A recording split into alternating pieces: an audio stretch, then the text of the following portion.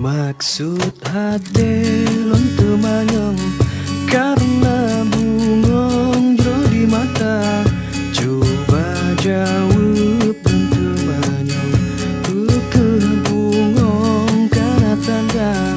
Sebab galak dalam hati karena sudah hana sawe supaya bungong bela yeli bahalelon sabotangke.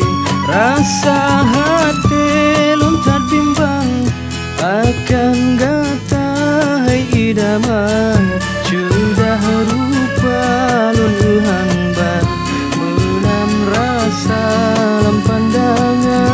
Menyodinda kesetuju jak letalang kabatanku mangat boleh rasa rindu.